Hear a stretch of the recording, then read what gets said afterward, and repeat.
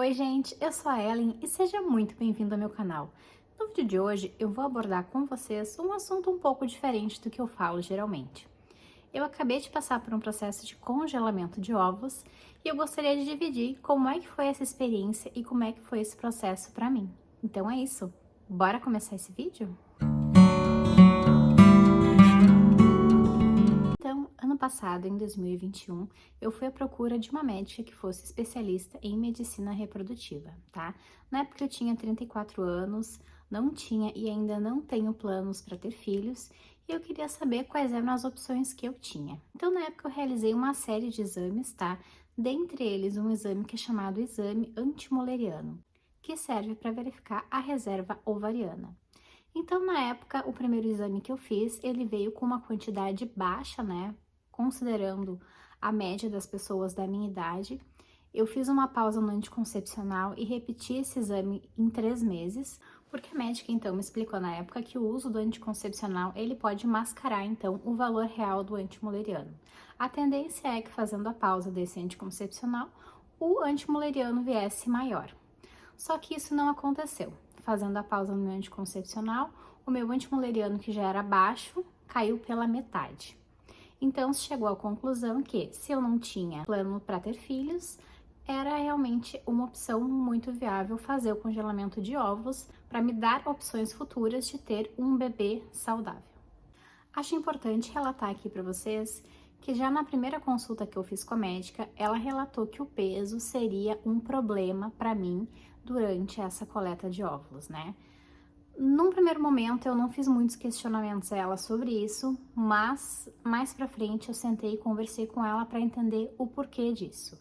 Então ela me explicou na época que a questão do meu sobrepeso iria dificultar, né, na absorção do medicamento que tem que ser tomado, né, para induzir então essa ovulação e também que isso causaria, né, um maior risco no momento de se realizar a sedação para a realização do procedimento, tá?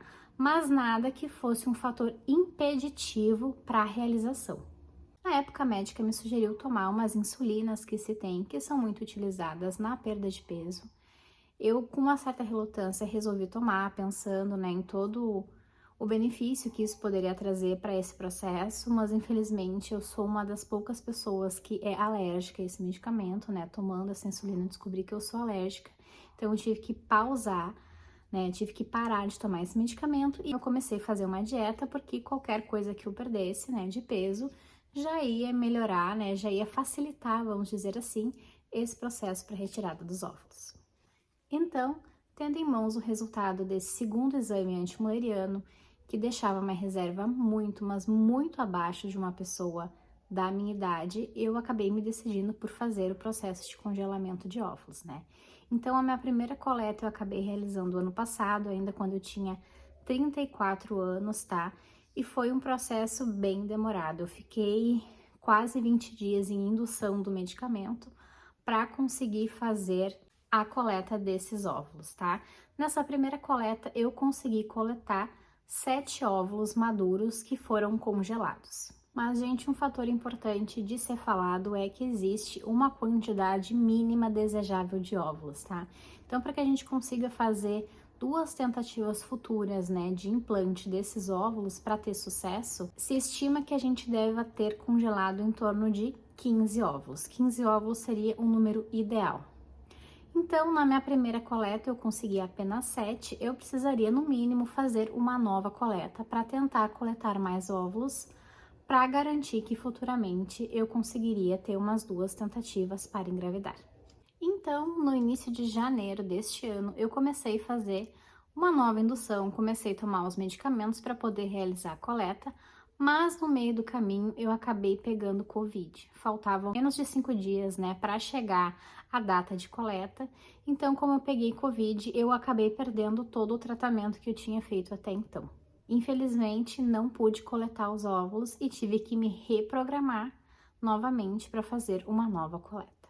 Foi então que em junho de 2021, em junho deste mesmo ano ainda, com 35 anos, né, retornei à minha médica para dar início a um novo processo para coletar os óvulos, tá? Então, dia 16/6, eu parei de tomar meu anticoncepcional E 5 dias após, no dia 20, eu voltei no consultório da médica para fazer a primeira ecografia. Então, nessa ecografia, ela vai verificar ali o que a gente tem de óvulos, né? E aí a gente começa a tomar a medicação para que esses óvulos comecem a crescer até chegarem ao tamanho que precisam chegar para eles poderem serem extraídos e congelados, tá? Então, assim como a gestante tem a carteirinha de vacinação dela, quem tá fazendo o congelamento de óvulos também. Então, aqui ficam marcadas todas as datas que eu preciso voltar para fazer a ecografia, o remédio que eu preciso tomar, a quantidade, os horários, tudo isso fica anotado nessa carteirinha aqui. Então, como eu falei para vocês, o meu processo começou, né, dia 20, eu voltei lá então para fazer a primeira ecografia. Aí ali ela vai ver quantos óvulos tem e já vai ver o tamanho que tá esses óvulos e em cima disso ela vai traçar a estratégia que ela vai utilizar. Então, eu comecei tomando uma dosagem um pouco mais alta desse medicamento por 4 dias, tá? Então, segunda, quarta, quinta, tomei essa medicação. Na sexta, eu retornei para uma nova eco. Então, ela me deu mais medicamento para tomar, tá? Baixou um pouco a dose desse medicamento. Fiquei tomando esse medicamento na sexta, sábado, domingo. Na segunda-feira, que era dia 27, eu retornei para uma nova ecografia. Mais medicamento, retornei na quarta para uma nova ecografia. Mais medicamento, retornei na sexta, então dia 1º para uma nova ecografia e ainda fui lá no sábado, dia 1º, para uma outra ecografia para decidir então se a coleta ia ser realizada na segunda-feira ou na terça. Então no sábado ela acabou decidindo coletar os óvulos na segunda-feira, então começa toda uma preparação, tá, gente? Muda a medicação que toma para preparar então o útero para realizar essa extração desses óvulos. Aí a minha punção ficou agendada para segunda-feira, dia 4, às 7h30 da manhã. O processo todo correu bem, eu fiquei apenas com dor depois do procedimento, que já é esperado e é normal, tá? Eu já tinha ficado com bastante dor da outra vez que eu tinha realizado, e dessa vez também não foi diferente. Mas é uma dor que perdura alguns dias ali e depois ela vai embora. Tem alguns medicamentos também que a gente pode tomar para auxiliar na diminuição dessa dor. Então, logo após a coleta, a médica veio conversar comigo e me relatou que ela conseguiu retirar 5 óvulos, tá? Então, esses óvulos, depois de retirados, eles passam por uma análise para ver se eles estão maduros. Somente os óvulos que estão maduros podem ser congelados, tá? Da primeira vez, ela conseguiu retirar 8 óvulos, mas só 7 estavam maduros e esses 7 foram congelados. Dessa vez, ela havia conseguido retirar 5 óvulos.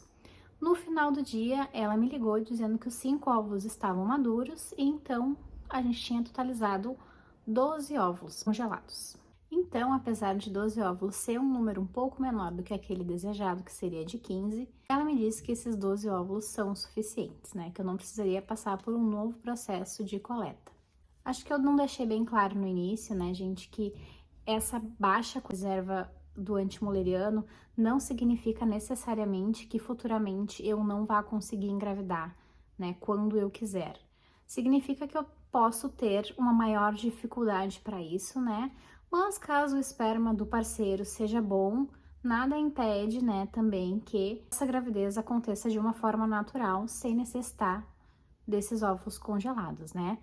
A utilização da FIV, né, da fertilização in vitro, é a última tentativa que a gente faz depois de tentar engravidar por métodos naturais sem sucesso.